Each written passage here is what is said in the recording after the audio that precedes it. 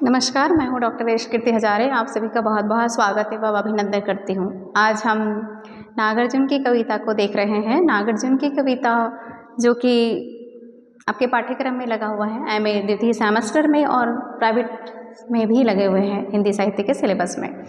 नागार्जुन कविता के बारे में हम बात करें कि क्या है नागार्जुन की कविता। पहली बात तो हम सिंदूर तिलकित भाल को देखेंगे। इस कविता के माध्यम से क्या बात कही जा रही है। सिंदूर तिलकित भाल बहुत ही महत्वपूर्ण कविता है और प्रतिष्ठित नागार्जुन कविता जो है कवि हैं उनकी कविता है। प्रश्न यहाँ से बनता है कि वैकल्पिक में बात करें तो सतरंगे पंखों वाली जो रचना हमने देखा है, कविता कहाँ पे संग्रहित है। सिंदूर तिलकित भाल तो सतरंगी पंखों वाली में संग्रहित है। दूसरा प्रश्न बनता है कि यह रचना कब लिखी गई, तो 1959 में लिखी गई है।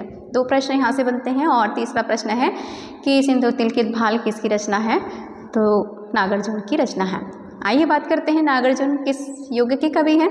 नागार्जुन जी जो है आधुनिक युग के कवि हैं। प्रगतिवाद और प्रयोगवाद, क्या है प्रगतिवाद क्या है प्रयोगवाद के हम बारे में बात करते हैं। तो प्रगतिवाद जो है मुख्यतः और प्रयोगवाद बहुत महत्वपूर्ण है, क्योंकि पूछा जाता है किस बात के कवि हैं। प्रगति मतलब समाज को आगे बढ़ाने की बात कही जा रही है, प्रोग्रेस करना।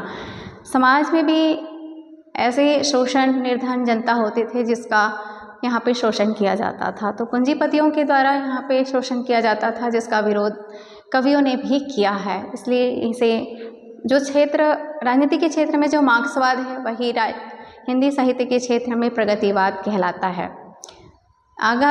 आगे अगर हम बात करें कि प्रयोगवाद, साहित्य में प्रयोग भी किया जा रहा था, अलग अलग प्रयोग किया जा रहा था, जिसमें शैली प्रतिबिंब प्रयोग किए जा रहे थे।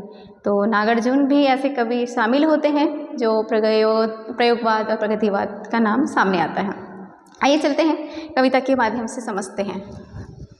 घोर निर्जन में परिस्थिति ने दिया है डाल, याद आता है तुम्हारा सिंदूर तिलकित भाल।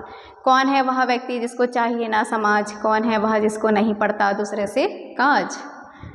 चाहिए किसको नहीं सहयोग, चाहिए किसको नहीं सहवास। इस तरह की कविता हम देखेंगे।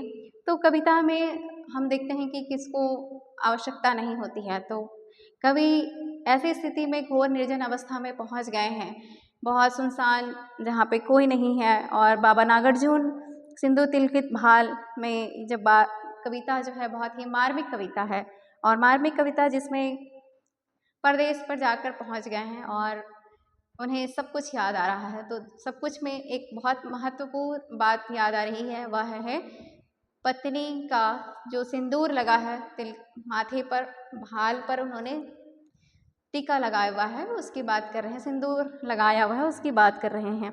मस्तक यानी उनको ये याद आ रहा है कि बहुत ही सुंदर दिखाई देता है। जो हम माथे पर सिंदूर लगाते हैं उसे स्मरण करते हुए वो भावुक हो जाते हैं, और कविता के माध्यम से उन्होंने प्रस्तुत किया है। तो यही बात है, याद आता है तुम्हारा सिंदूर तिलकित भाल।